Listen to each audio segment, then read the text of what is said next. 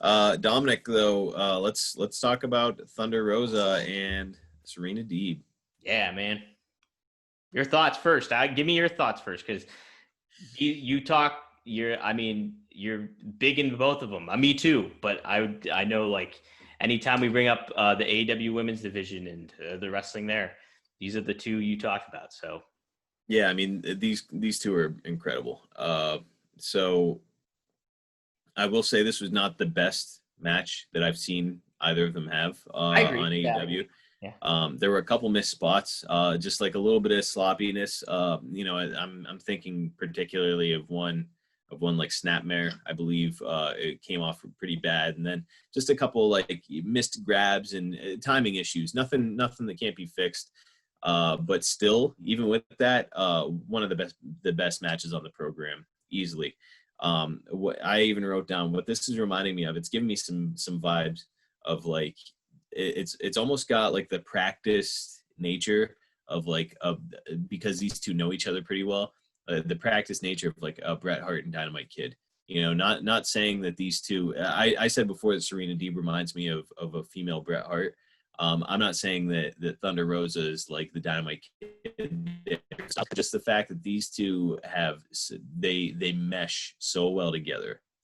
It's like a glove fitting a hand absolutely perfectly.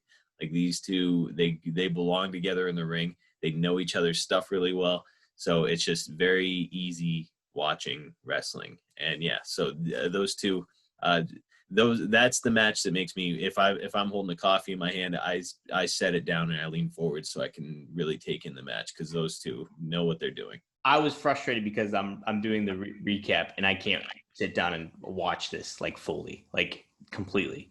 And it's just the presence of Thunder Rosa and the smoothness of Serena Deeb in the match, and then just the mat game that they started off everything with, just like back and forth, and like it's really played to what JR was saying, was that you're gonna see a wrestling match, and that's what it was like starting off all that. I'm with you on the fact about it not being like, obviously I don't think their best match, because there was the Britt Baker interference kind of played a little bit into that, and like it didn't.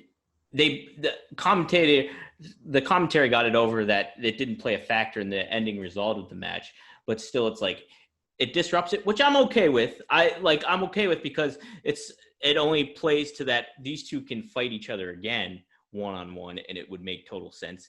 And then it builds, it furthers that, hey, we're gonna get more of Thunder Rosa on AEW television too. It gave Rosa an out for losing the match, so I think that they're really positioning her as a top competitor in the company. So, to have Britt Baker come down to the ring and interfere, and that's kind of the resulting factor in her losing. I think I thought it was a good move, in spite of the fact that it did kind of slow the pace of the match a little bit. Also, let me say, I think that Thunder Rosa and Britt Baker could be a very interesting rivalry. Yes. Oh, for sure. Completely different personalities, and both good in the ring.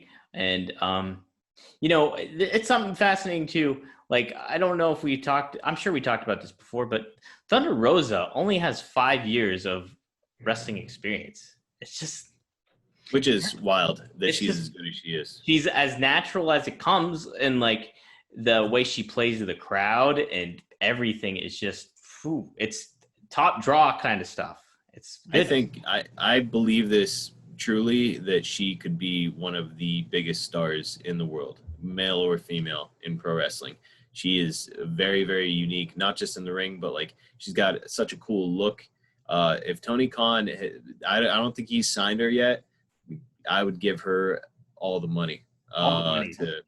He needs to have her on weekly television, showing that audience, like, this is why you tune into AEW. This is a reason. This is what the other product is not giving you, is Thunder Rosa. Exactly. And I want to see a lot more between her and Serena Deeb.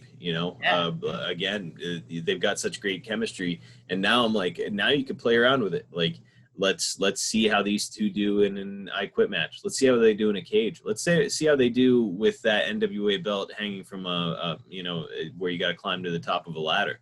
You Let's see know, how they would do eventually if they aligned with one another. Like that's all yeah, intriguing shit.